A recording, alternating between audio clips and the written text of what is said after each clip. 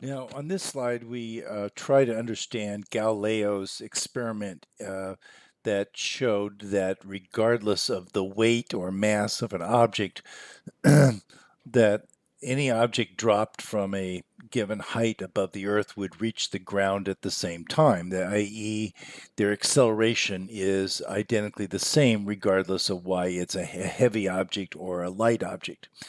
And this was very puzzling, obviously, when Galileo did it. Many people thought that they didn't even believe the result when they saw it. How can an object that is has a much heavier weight not reach the ground sooner? And so Galileo was one of the first to understand that, but it wasn't until Newton's second law that we could firmly see it in a clearer way. And basically, the idea is that while might have two objects, one which is twice the mass of the other, and therefore its weight, of course, is twice as much, it's true that the heavier object has a larger force on it. But the acceleration is the force divided by the mass, which is given by Newton's second law. So even though the object which has twice as much mass in it uh, weighs twice as much, when we divide the weight, which is that downward red arrow that you see, or in this case, the two downward arrows added together give you a much larger downward arrow for the heavier object, that when we divide the twice the force by twice the mass, the acceleration is the same. So Newton's second law helps one understand how Galileo's experiment works. And in fact, both sets of blocks will accelerate at the same rate of 10 meters per second, approximately.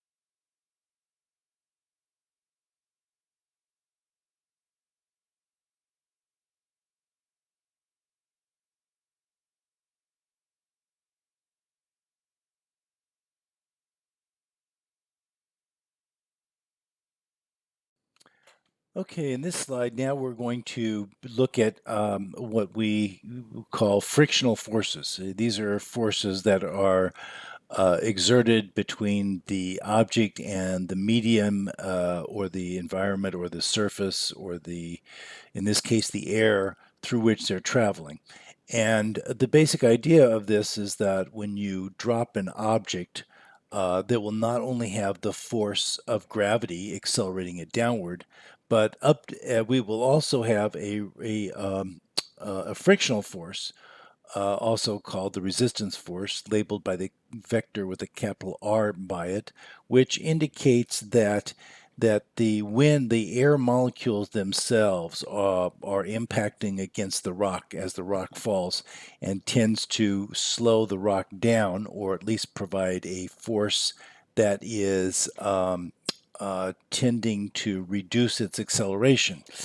And when this happens, it the as the velocity of the falling rock increases, so does the drag or the resistive force or the frictional force, we'll call it, of the air molecules on the rock. And eventually, what will happen is that the resistive force, which is called air drag or frictional force, is going to be equal to be as large as the weight of the rock. And at that point, there will be no net force acting on the rock, and therefore it will stop accelerating. And we'll talk more about that later. Now, as this slide indicates, the condition of non-free fall is one in which the air resistance or the surface drag, the air drag on the surface, can no longer be ignored. It's non negligible. It's actually becoming as large as the force of gravity itself. And this force depends on two things: the speed of the object through the air, and we can say generally that the faster it is going through the air, the higher the frictional force will be. And it also depends on the frontal surface area. So the frontal surface area is the area that is in direct contact with the stationary molecules of air below it, such that when the rock falls upon those air molecules, they are pushed to the side, and in doing so, they generate heat on the surface, but they also provide an impeding force so that it reduces the acceleration due to this buildup of this frictional force. Now, when the object is moving fast enough so that the air resistance builds up to the point that the frictional force becomes larger and larger and eventually equals the force of gravity, then acceleration stops altogether. So in that case, the velocity does not change, and the object continues to fall at that constant speed. And we call that speed a terminal velocity or terminal speed, as discussed in the next slide, and you can read that on your own, and we will resume on slide 31.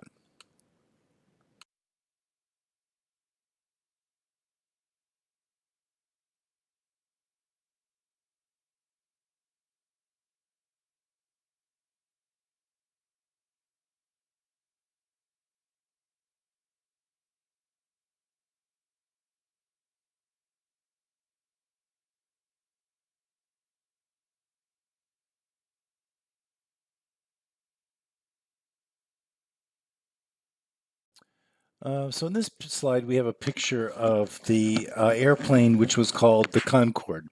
It was an airplane that flew transatlantic between 1976, roughly, and 2000 and 2003, 2004. It eventually became so expensive and so hard to maintain that it was retired from service. But the interesting point was that it was the only commercial plane that was able to go faster than the speed of light of sound, which on Earth is about 650 miles. Or about 650 miles per hour.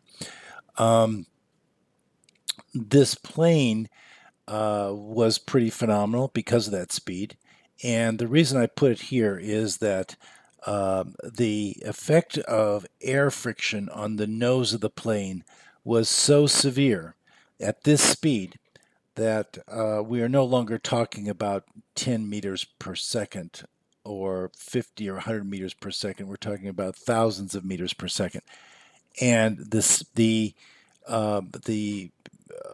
the air friction of the molecules of the air molecules on the nose of the plane produced so much air resistance that generated enough heat on the nose of the airplane to raise it to 260 degrees Fahrenheit, even though the outside air temperature was at least 40 below zero.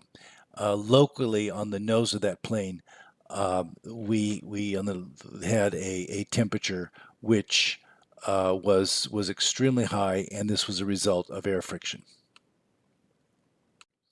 Okay, this will be the last slide that I will have a commentary for the rest of the chapter. The remaining slides have question answers that will help you think about what we just talked about and to practice some examples on your own with the answers given.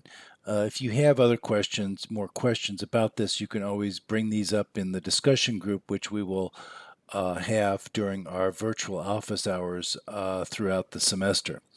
But I will make a couple comments on this slide. But first of all, we are here considering the case of a skydiver, someone who's just jumped out of the airplane. His parachute has not opened up. He's clearly falling through the sky. And we imagine that he's oriented so that his belly is face down and his hands are spread. So he's making as much surface area as possible against the wind that's generated by his falling and acceleration to the ground. Now, of course, before the parachute is opened. As he falls out of the airplane, or comes out of the airplane, well, several things will be happening. One is if the airplane is traveling at 60 miles per hour, then even as jumps out vertically downward, he still has a horizontal velocity of 60 miles per hour with respect to the Earth. But in addition to that, the weight of his body is going to cause him to accelerate. And as that acceleration increases, so does the air resistance, which depends on the velocity.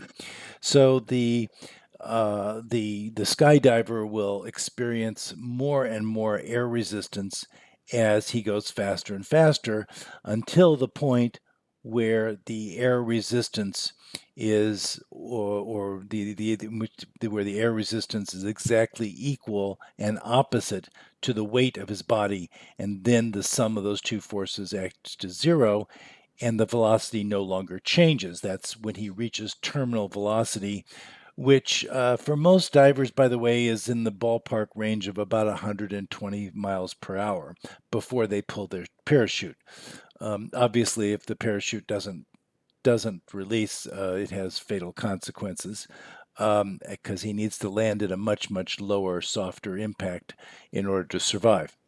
But in any case, this is the condition where we look at right before he opens the parachute. He's in free fall. He's reached his terminal velocity, and then at that point continues to fall at the constant speed of about 120 miles per hour. Now take your time and go through the remaining chapter questions and begin working your homework assignment for chapter 4, and we will resume on chapter 5 in